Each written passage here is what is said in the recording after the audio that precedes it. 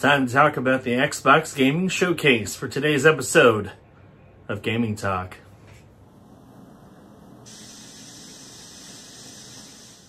Hello again, everybody, and welcome to another episode of Gaming Talk. This is the show where I talk about everything relating to video games and the video game industry.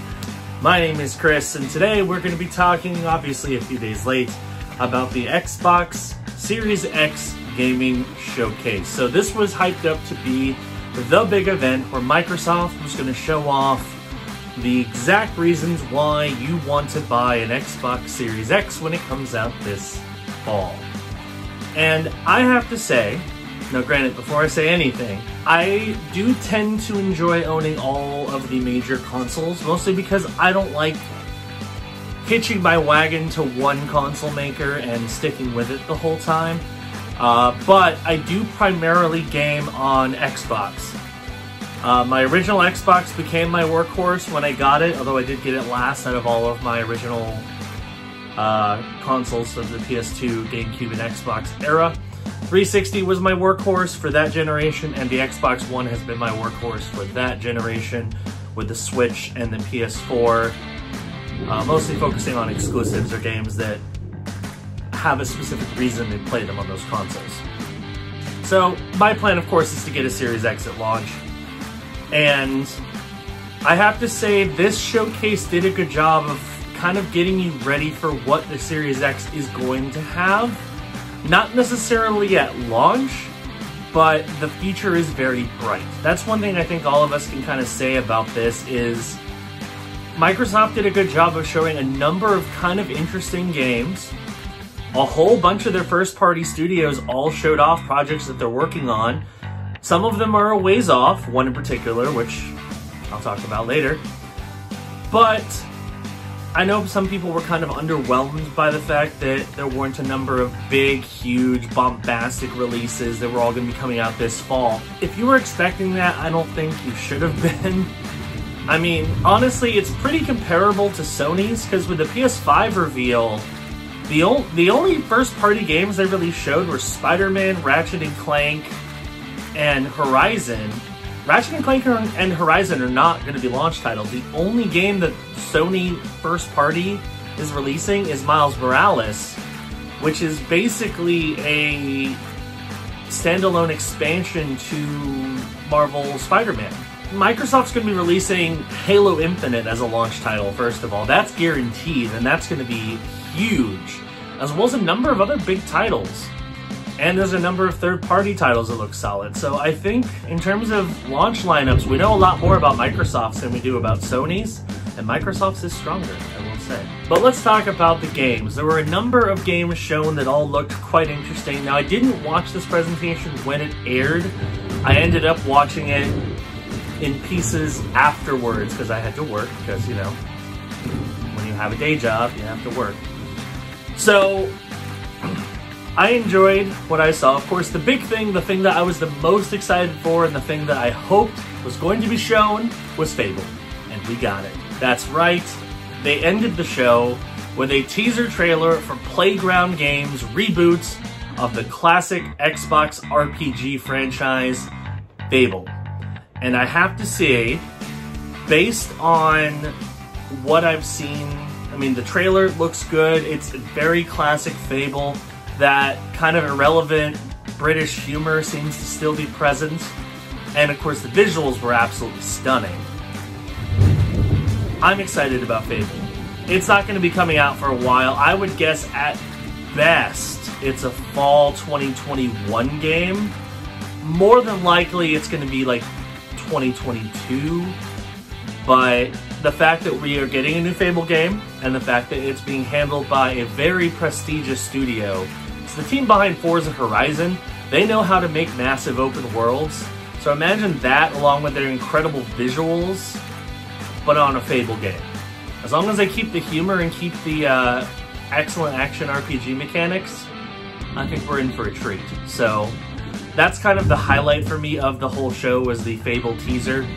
Of course, we got our first gameplay look and a fairly lengthy look at Halo Infinite, which I have to say, Halo Infinite looks pretty darn awesome. Now, I know a lot of people were complaining about the graphics and how they may not look as next-gen as some of the games that Sony showed off. I said Sony. As some of the games that Sony showed off. And to that, I say, first of all, it's a demo. It's not going to be the final product. They've still got several months to polish it and make it look even better, and I'm sure that's what's going to happen. But the gameplay we showed is very Halo, but with kind of a twist. Instead of just having like a semi-open world with a kind of a organized path for you to follow, you're just dropped into this world. It's like, hey, you got things you got to do. Go do them, but do them the way you want to. I think that's pretty cool. I like the open world element of Halo. The new weaponry they showed off looked really good. The game looked pretty. I agree that it's not like a graphical powerhouse, but again, we haven't seen the final version, so until we do, I don't think we can properly judge this game. But from what I've seen, I'm pretty sold on Halo Infinite. I think it's going to be awesome. I'm a big Halo fan. I've played every game since it came out on the original Xbox, so gonna have to check it out. I think it's gonna be awesome. The other one that caught me off guard, which I'm actually really excited for, is Obsidian's RPG. They're making a new RPG set in the Pillars of Eternity universe.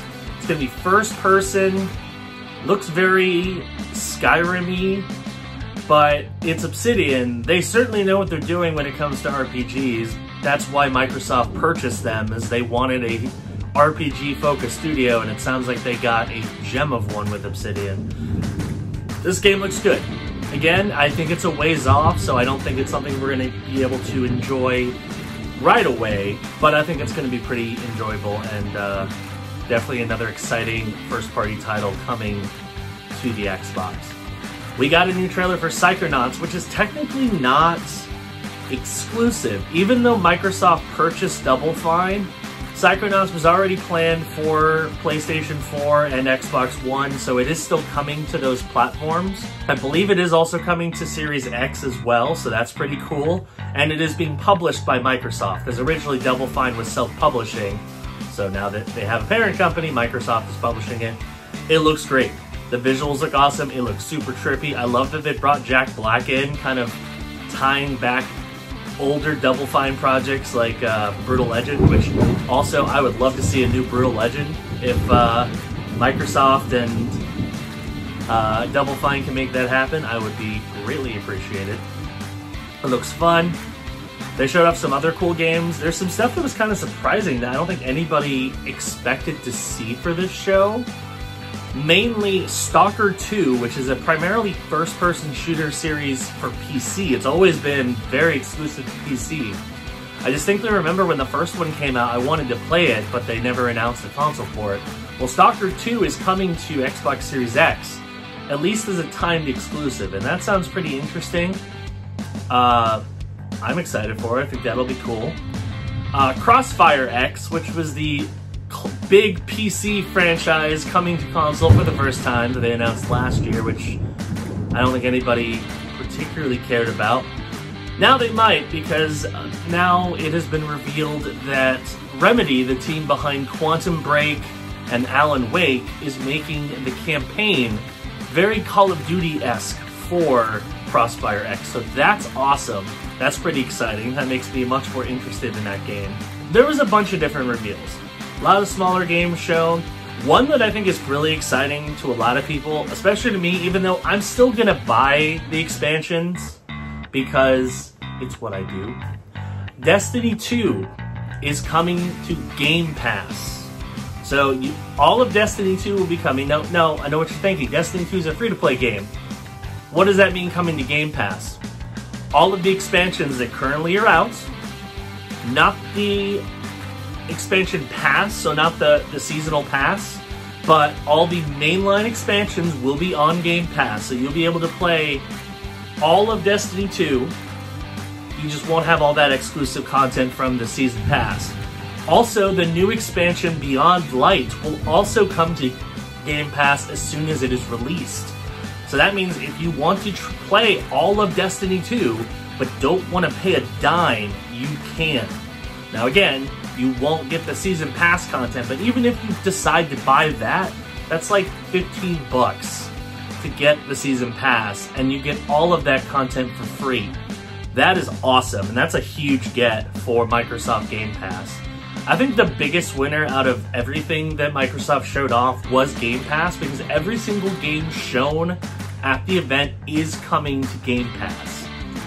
That's really cool, and that just tells you how good of a value Game Pass is. I will admit, when it first came out, I was a little skeptical because the whole, we're going to take games in, we're going to cycle them out, all that, like, I wasn't sure I'd take advantage of it, but the longer I've had Game Pass, the more I realize it's just too good of a value. You get so many amazing games.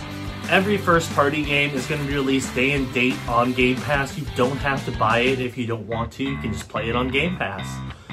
It's awesome. It's a great service. It's going to be even better with the Xbox Series X, and it's great. Another thing that was interesting is a number of the games shown did not include Xbox One.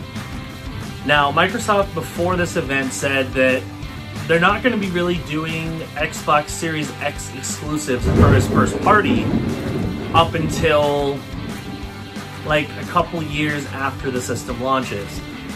There were a number of games, including Forza Motorsport, Fable, a few other big ones, that did not include Xbox One as an option.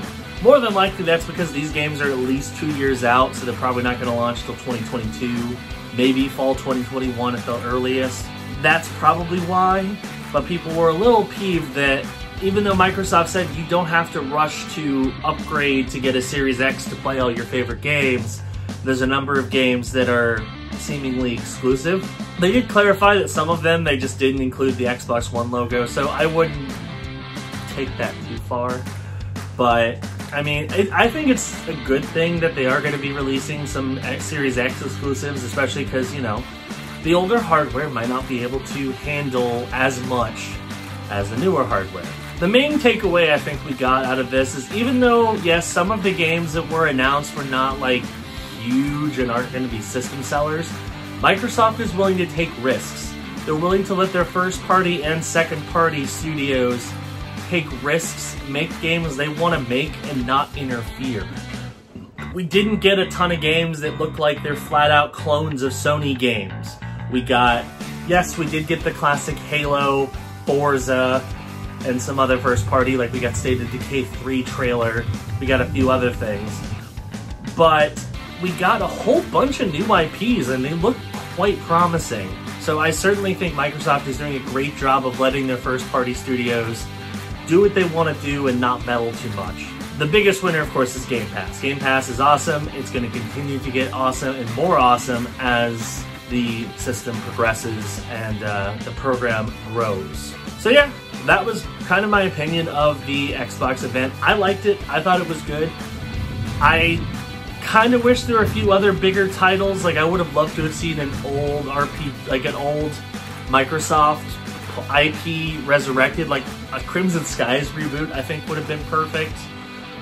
It would have been cool to see some other bigger games, maybe clarify what the launch lineup is going to be for the Series X, but I was happy with the show. I think Microsoft is doing a really good job of going full steam ahead with their consumer first mentality.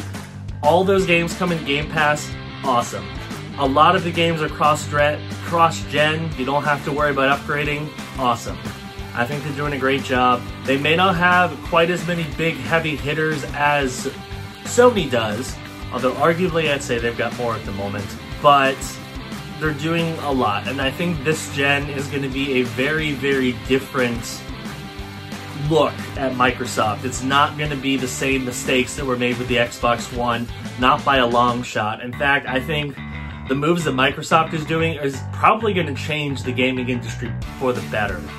So, shout out to Microsoft, great job for their showcase. I'm excited to see more, and hopefully soon we'll get a final glimpse at what the launch lineup is going to look like for the Xbox Series X. So there we go, that is going to do it for this episode of Gaming Talk. Hope you enjoyed it. Thank you for watching. New videos on this channel go live every day at noon Eastern Time, so hit that subscribe button, click that notification bell, that way you know when new videos drop. Thank you for watching, and I will see you next time on Gaming Talk. Bye.